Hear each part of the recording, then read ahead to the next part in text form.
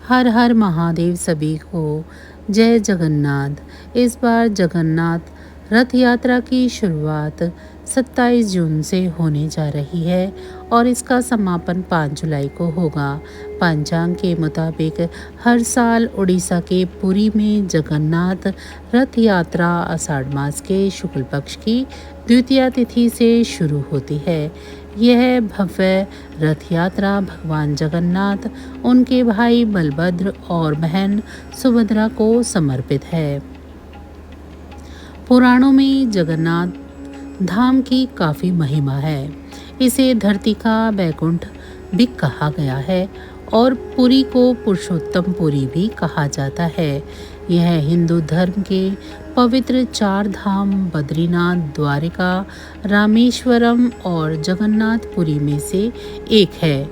इस बार जगन्नाथ रथ यात्रा की शुरुआत 27 जून से होने जा रही है और इसका समापन 5 जुलाई को होगा। पंचांग के मुताबिक हर साल उड़ीसा के पुरी में जगन्नाथ रथ यात्रा आषाढ़ मास के शुक्ल पक्ष की द्वितीया तिथि से शुरू होती है। यह भव्य रथ यात्रा भगवान जगन्नाथ, उनके भाई बलभद्र और बहन सुभद्रा को समर्पित है। कहते हैं कि भगवान अपने भक्तों के लिए हर युग में अलग अलग अवतार लेकर आए। सभी अवतारों में यह एक ऐसा अवतार है जिसमें सिर्फ बड़ी बड़ी आंखें नज़र आती हैं ताकि वह अपने हर भक्त को देख सकें और उन्हें दर्शन दे सकें।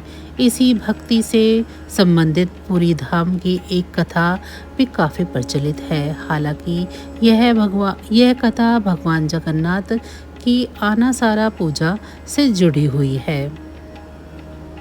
कथा कुछ इस प्रकार है कि 16वीं सदी में महाराष्ट्र के एक छोटे से गांव में गणपति भट्ट नाम का एक मूर्तिकार रहता था। वह भगवान गणेश के बहुत बड़े भक्त थे। वे हर समय भगवान गणेश की पूजा और भक्ति में ही लीन रहते थे। एक दिन वे तीर्थ यात्रा के लिए निकल पड़े। उन्होंने कई जगह पर यात्रा की और अंत में उड़ीसा के पुरी पहुँचे। जब वे पुरी पहुँचे तो उन्हें बहुत दुख हुआ क्योंकि वहाँ भगवान गणेश का कोई मंदिर नहीं था। वे भगवान गणेश के दर्शन के लिए बहुत व्याकुल थे, लेकिन वह मुमकिन नहीं हो पाया। इससे वे बहुत ही निराश हो गए और बिना दर्शन किए प्रसाद लिए वापस चले आए, जिसके कारण उनकी 4 धाम की यात्रा भी अधूरी रह गई। लौटते समय रास्ते में उन्हें एक ब्राह्मण युवक मिला। उस ब्राह्मण ने गणपति भट्ट को उदास देखकर पूछा, आप इतने दुखी क्यों हैं? गणपति भट्ट ने बताया, मैं गणेश जी को देखने आया था, लेकिन यहाँ उनका कोई मंदिर है ही नहीं। अब मैं खुद गणेश जी की मूर्ति बनाऊंगा। यह सुनकर ब्राह्मण हंस पड़ा और बोला, तो फिर देर क्यों कर रहे हो? अभी जाओ और मूर्ति बनाना शुरू कर दो।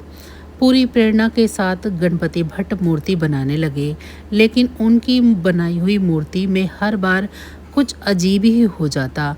कभी मूर्ति की आंखें बहुत बड़ी हो जाती तो कभी आंखें गोल हो जाती और कभी उनके हाथ में बांसुरी आ जाती। वे जिस तरह की मूर्ति बनाना चाहते थे वैसी मूर्ति बन ही नहीं रही थी। तब ब्राह्मण ने कहा, यहाँ गणेश जी का मंदिर नहीं है, आप ध्यान लगाइए और गणेश जी को याद कीजिए। जो तस्वीर ध्यान में आए वैसी ही मूर्ति बनाइए। गणपति भट्ट को यह सलाह अच्छी लगी। उन्होंने ध्यान लगाना शुरू किया। ध्यान में उन्हें कई अलग अलग चीज़ें दिखी, जैसे कभी एक बड़ा सा चेहरा मुस्कुराता हुआ दिखा, कभी गणेश जी बांसुरी बजाते हुए नजर आए और कभी वे बड़ी बड़ी आंखें उन्हें देख रही थी। फिर उन्हें पुरी के जगन्नाथ मंदिर में लगे भगवान जगन्नाथ की मूर्ति दिखी। इससे वे और भी परेशान हो गए क्योंकि जो कुछ वो देख रहे थे उसे समझना बहुत ही मुश्किल था। मूर्ति बनाना तो बिल्कुल भी आसान नहीं था। फिर भट्ट जी से उस ब्राह्मण ने पूछा, क्या आपने जगन्नाथ मंदिर के दर्शन किए? भट्ट जी ने जवाब दिया, नहीं, जब मुझे पता चला कि वहाँ कोई गणेश जी नहीं जब मुझे पता चला कि वहाँ गणेश जी नहीं हैं तो मैं बिना दर्शन किए वापस आ गया। ब्राह्मण ने कहा, एक बार जाकर दर्शन ज़रूर करें, शायद आपके गणेश जी वहीं हों। ब्राह्मण की बात सुनकर भट्ट जी मंदिर की ओर चल पड़े। मंदिर में उस वक्त आनासरा विधि चल रही थी। यह ज्येष्ठ मास की पूर्णिमा का दिन था। इस विधि के दौरान भगवान जगन्नाथ बड़े भाई बलभद्र और सुमित्रा को स्नान प्रांगण में लेकर जाया जाता है और 108 घड़ों के पानी से उन्हें स्नान कराया जाता है। स्नान के बाद उन्हें नरम कपड़े से सुखाया जाता है और उस कपड़े को इस तरह से बांधा जाता है कि भगवान का चेहरा हाथी की सूंड जैसा दिखाई देता है और इसे ही भगवान जगन्नाथ का गजानन वेश कहा जाता है। जब भट्ट जी मंदिर पहुँचे और इस गजानन वेश को देखा तो वह बहुत ही खुश हो गए। खुशी में भट्ट जी जोर से बोले, मेरे गणेश जी तो यहीं हैं। उन्हें भगवान जगन्नाथ में अपने गणेश जी ही नजर आए।